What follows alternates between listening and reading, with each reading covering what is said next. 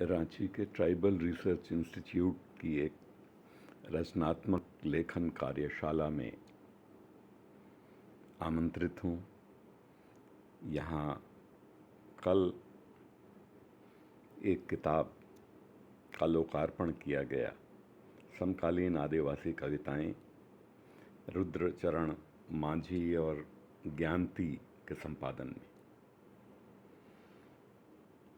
इस किताब में एकदम नए कवियों की हिंदी और अपनी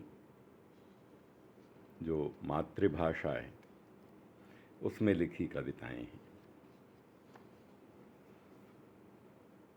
बहुत अनगढ़ किस्म की कविताएं कह सकते हैं। एकदम नौजवानों की पहली बार लिख रहे हैं जो, लेकिन उन्होंने कविताएं लिखी हैं। शिल्प की बात ना करें,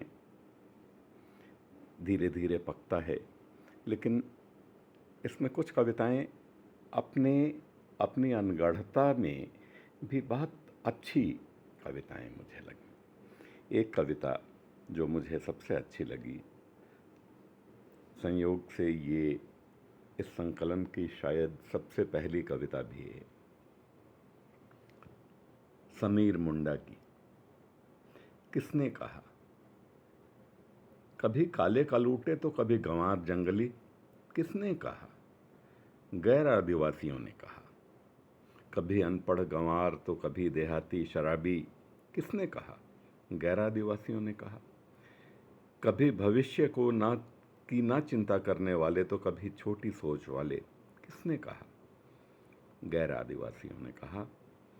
कभी नक्सल तो कभी देशद्रोही? किसने कहा? गैर आदिवासियों ने कहा। कभी अंधविश्वासी तो कभी डायन? किसने कहा?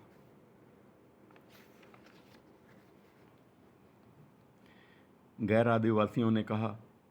फिर किसका फिक्र है तुम्हें? फिर किसका फिक्र है तुम्हें?